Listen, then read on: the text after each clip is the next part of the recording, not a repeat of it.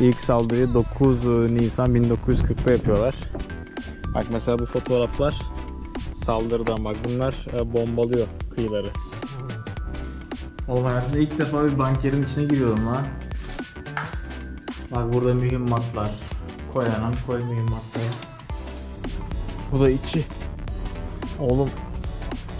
Oha. Allah, zor açılıyor, kapıya bak. Bak eski askeri üs. Radar falan var. Doğa çok iyi, doğa.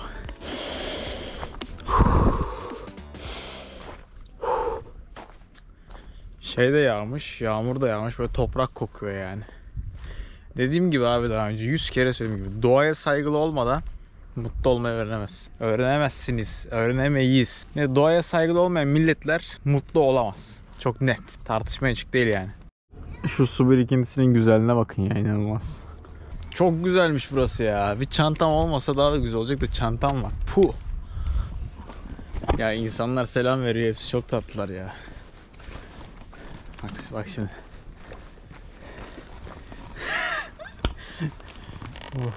Hello. Merhaba. Merhaba. Vay be, ilginç bir tesadüf daha. Nasılsınız? İyi, buna şükür. Çünkü Türkçe konuşuyorsun. Selam. Evet. Geziyorum Avrupa'da. 70 gün oldu. 70 gün. Evet. Bravo. Öyle yani, işte bir de video çekmeye çalışıyorum ufak tefek. Şahane, çok güzel. Bunları siz mi çizdiniz hepsini? Hepsi benim. Oo, inanılmaz. 30 sene çiziyorum. İsminiz neydi? Uzay. Uzay, memnun oldum. Ege bende. Ege. Evet. Sağ olun. Ya burada çok ilginç bir Türk'le karşılaşmak. Yani adada yani. Kıyıst yani. Yarazda burası güzel. Evet. Hristiyan Santa güzel. Gelebilir miyim? Gel. Wow, harika. Bunlar da sizin hepsi. Bunlar hepsi. Vay be. Ben bu Eylül'de 60 yaş oluyorum. 60 yaşında oluyorum. Allah. 30 senede böyle resim. 40 gösteriyorsunuz. Ciddi. Gerçekten. Gerçekten. İmkansız yani. 60 asla devam. Öyle mi? Ama sporla bir hayat geçmiş belli. Evet. Biraz saldım bu son zamanda ama bunlar kalıntılar, eskiler. Evet. Buraya ne zaman geldiniz? Türkiye'de yaşadınız siz o zaman. Ben Bulgaristanlıyım. Ha. 89'da tüm akrabalar Türkiye'ye göç etti. Evet. Kardeş falan 89'da. Ben de İsveç'e göç ettim. Çok doğru bir karar. 11 yıl orada kaldım. Orada sanat okullarına gittim 2 tane. Sonra da buraya taşındım 20 yıl önce. Harika. 33 yıl oldu artık. Norveç İsveç'ten daha güzel. Evet. Yani hatta 2 gömlek, 3 gömlek daha güzel yani. Güzel. Gezdin oralarında. İsveç'i 2 hafta gezdim. Her yerine gittim kuzey hariç. Malmö, Göteborg, Jönköping. Jönköping. Ondan sonra onun hemen ilerisinde bir şeker kasabası vardı. Aha. Oraya gittim. Stockholm'e gittim. Borlänge. Ortasında şey, böyle Stockholm'in kuzeybatısında. Tam böyle Stockholm'le Oslo'nun ortasında bir yerde Borlänge diye. Dedim ben çok sevmiyorum büyük şehirleri. Ben böyle lokal yerleri çok seviyorum. Evet. Öyle olunca dedim ben Stockholm'da sıkıldım. İsveç'le bile tanışamadım. Dedim ben gideyim böyle bir tane kasaba seçeyim haritadan. Dedim, tak seçtim gittim. Baktım orada da İsveç diyordum. Çok güzel. Ondan sonra bir hafta orada kaldım ve dinlendim çünkü 70 gündür yoldayım. Bayağı zaman oldu. Öyle olunca orada bir hafta falan dinlendim. Sonra Oslo'ya geldim. Bir 8 gün Oslo'da kaldım. Evet. Şimdi buradayım. Burada 2-3 gün şeyde kalacağım. Grimstad. Grimstad. Yakın Grimstad. Evet. Üniversite şehri, orada büyük üniversite var. Olabilir. Grimstad 1 saatlik yol. Evet. Grimstad. İşte 100 numaralı otobüs gidiyormuş. Evet. Oraya 1 saat. gideceğim. Couchsurfing diye bir uygulama var, biliyor musunuz bilmiyorum. Böyle gezginler birbirlerini ağırlıyor evlerinde. İşte ben de hep öyle geziyorum, çadırımda kalıyorum. Bayağı düşük bütçeli geziyorum ben. Paramı yolda kazanıyorum. Anladım. Paramı yolda kazanıyorum. İşte bileklik satıyorum falan. Ne satıyorsun? Bileklik. Aha, Bileklik. Sonra işte ne kitap ayracı falan. Öyle elimden geldiğince geziyorum işte. Bir de işte YouTube'a falan ufak bir kanal, video çekmeye çalışıyorum. Tamam, çok güzel. Oradan da takipçi Evet, umarım ileride. Evet. Wow. Şurada da sail diyoruz biz. sailboat. Ha yelkenli. Yelken. Evet yelkenli. Yelkenler. Evet. Şurada. Harikalar ya. Evet. Çok güzel oldu. Ya saklıyorum. Çok ilginç gerçekten. Bir de buraya Türk turist gelmez ki herhalde. Kolay. Türk mü? Aha. Çok nadir. Çok nadir. Ama burada bayağı Türk var. Türk oturuyor bayağı. Benim arkadaşlarım çok Türk de var çok. Az önce- Bir tanesi kuaför. Türkiye'de Bursalı. Evet. Bizimkiler de Bursa'da oturuyor. Sonra bir tane restoran işletiyor burada. Kebap mı? Yo o bir patronun yani Ha, yani. görevli gibi 2 tane restoran. Ha anladım. Ha böyle. Ve sanatçı falan yok. Evet. Az önce tanıştım 2-3 Türk'le. Onlar da cruise'la gelmişler. Aha Kustin gelmişti. Bir o kadar cruise'la gelenler var. O kadar yani. Bir de buraya Türk turist pek gelemiyor. Çok pahalı bir ülke olduğu için. Pahalı, çok pahalı. Çok pahalı. Türkler. Aşırı pahalı burası. Evet yani Türklerin gelenleri de çok gelir düzeyi yüksek olanlar. Evet. evet. Hani öyle oluyor. Ama ilginç yani. Ama Norveç ben bayıldım yani. Zaten. Norveç şahane, doğası çok güzel. Hele yazın Evet. süper. İnsanları, doğası evet. Kayak isteyen kışın da çok güzel. Evet. Mesela Bursa Uludağ var falan ama burada çok yerler var. Yok kayağın doğduğu yer zaten buralar yani hani o yüzden çok normal. Ama kışı biraz böyle uzun sürüyor ya. 5-6 ay sürdüğü için. Evet bir iklimi Çok zor. zamanda gelmişsin yani sen diye. Evet. Aha. Çok iyi zamanda şahane bir yaz oldu. Evet çok güzel. Yağmur az. Evet. Yani ben şu anda 10 gündür falan 8-9 gündür Norveç'teyim. Şu anda yağmur az. Hay hay. İlk müşterim. Hay hay. Uzay abi gerçekten çok güzel çizmiş ya. Baksanıza şunlara. Bak bir de bu böyle kabartmalı gibi. Tam olarak bilmiyorum ne olduğunu ama. Biraz soyut çiziyor. Soyut. Soyut. Peki abi bu böyle hani kabartma gibi olmuş biraz böyle değil mi? Daha çok boya kullanıyorum ve bazı maddeler kullanıyorum. Arkadaşlar çantamı Uzay abinin oraya bıraktım. Öyle yani şimdi rahat rahat geziyorum. Dönüşte alacağım. Bak burada da böyle banker var böyle korunak. Aşağı ineceğiz. Abo çok iyiymiş.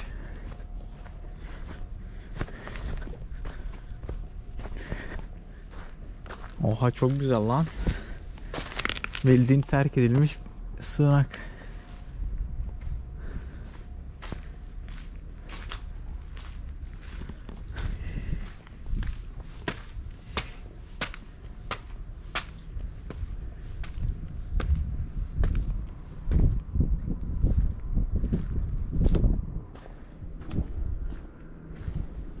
Hello. Hi. It's beautiful. Yeah, it's like amazing view like yeah. Wow, manzaraya bakar mısınız? İnanılmaz. Bak burada korunak var işte. Böyle birileri geldiği zaman buradan çat çat çat sık gitsin. Baksana metrelerce güçlendirilmiş beton. İnanılmaz ya. Buna ne atsan işlemez. Zaten muhtemelen bunların çoğu 2. Dünya Savaşı döneminde yapıldı. Nazi Almanyası Norveç'i işgal etmişti. Burası da Norveç'in en güney kıyıları. Muhtemelen buralara da çıktılar. Sonra da bunları yaptılar. Belki de Norveçliler yaptı bir kısmını. Tam bilmiyorum ama inanılmaz yani.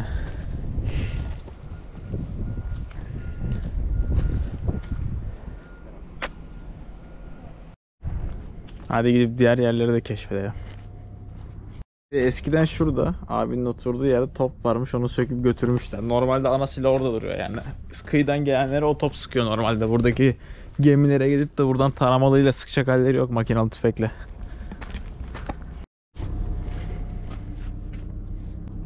Bu da içi. Oğlum. Oha. Allah zor açılıyor, kapıya bak. Oha lan. Harika. Bu neymiş? Tuvaletti galiba eskiden. Bu neymiş? Ya o tuvalet değil ki bu. Ne acaba? Oğlum hayatımda ilk defa bir bankerin içine giriyorum lan. Bak burada mühimmatlar. Koy anam, koy mühimmatları. Böyle hadi gelin üst kata çıkalım.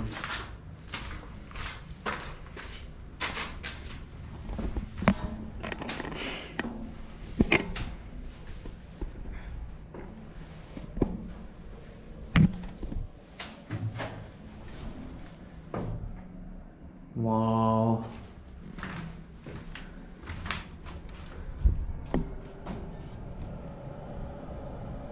Bak buradan böyle sıkıyorsun işte çat çat çat. Var ya bak şu an kamerada gözükmüyor biliyorum. Dur şöyle sokunca gözükecek bence. Neyse yine gözükmedi. Neyse buradan abi böyle bütün gözükmüyor biliyorum ama bütün sahili kumsalı görebiliyorsun yani. Bu şeye dikkat edin. Tahtalar çürümüş olabilir. Neyse ben iniyorum. Bu ne ya? Bu ne işe yarıyor ya? Burada da var, orada da var. El bombası mı sıkacağız oradan anlamadım ki. Bu savaş nasıl bir şey ya? Hadi diğer yerlere de gidelim.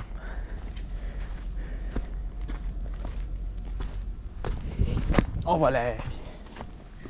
Aşağıda bir tane daha var. Bak yine burada top varmış normalde. Onu da söküp götürmüşler. İşte top burada normalde. Yine bak aynı bunun altı da banker. Bak muhtemelen topu şuradan kontrol edebiliyordun. Şuradan alttan döndürebiliyorlardı.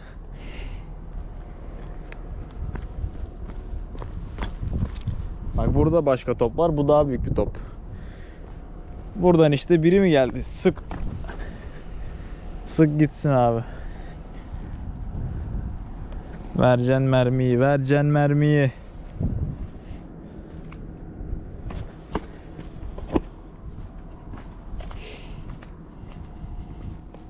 Buralarda mühimmat falan koyuyorlardı herhalde. Niye var bilmiyorum. Burada da gemi çapası var böyle. Kocaman.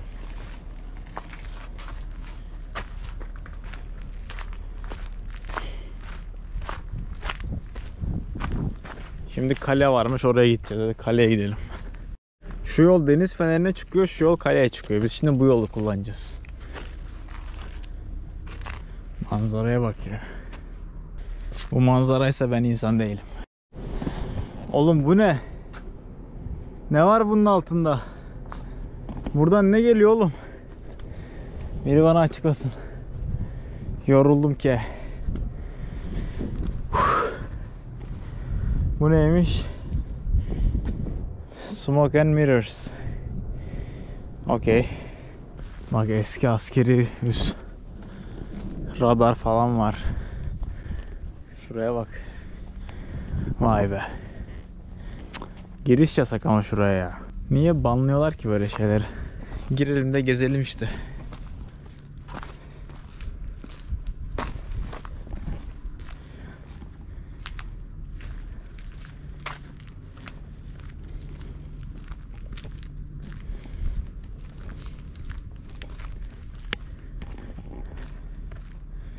Bak yine burada da ana silah varmış. Bak şurada kapı var. Açabilirsen.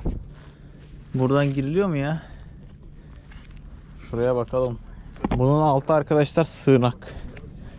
O yüzden giriş varsa hemen dağılalım içine.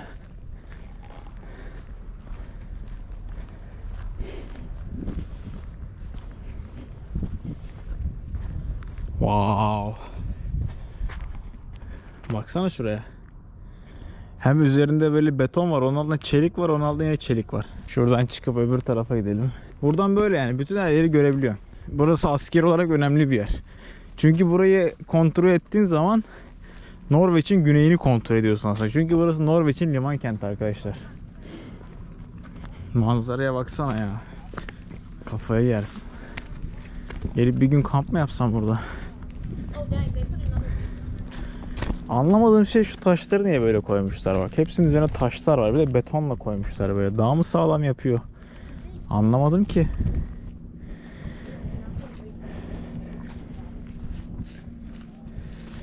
Bak şunun altına girebiliyorsunuz. Çok ilginç. Şurada bilgi var, gidip okuyalım.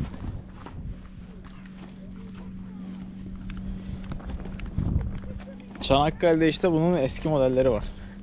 Çoğu eski model. Bakın arkadaşlar, şurada yazıyor The German Attack, yani Alman saldırısı. Buradan böyle Almanlar geliyor abi. Buraya saldırıyorlar ve Norveçliler de burayı savunmaya çalışıyorlar. Ama tabii ki de Panzerlere ve Nazi Almanya'sına karşı çok da şansları olmuyor. İlk saldırıyı 9 Nisan 1940'da yapıyorlar. Bak mesela bu fotoğraflar saldırıdan, bak bunlar bombalıyor kıyıları. Böyle bir durum var yani. Bak şu da var mesela, şu fotoğraf, 1 numaralı fotoğraf. Bu da mesela Alman uçağı gelip buraları bombalıyor. Böyle bir açık hava müzesi yani. Ücretsiz, bir de en güzel yanı o yani. Bayılırım ücretsiz açık hava müzelerine. Bak şimdi bu bunker 40-45'te inşa edilmiş. Bu 1. Dünya Savaşı'ndan. Bak 2. Dünya Savaşı, 1. Dünya Savaşı. Böyle karışık yani. Bak bu adadaki bunkerler, bu korunaklı yapılar, bu sığınaklar zamanla 1903'ten 1945'e kadar zamanla inşa edilmiş. Bu da herhalde ölen askerlerin arasına 1949 Nisan Almanların ilk saldırısında diye düşünüyorum. Dürbün var ama niye 1 lira değil? Anam bayağı zoomladı ha.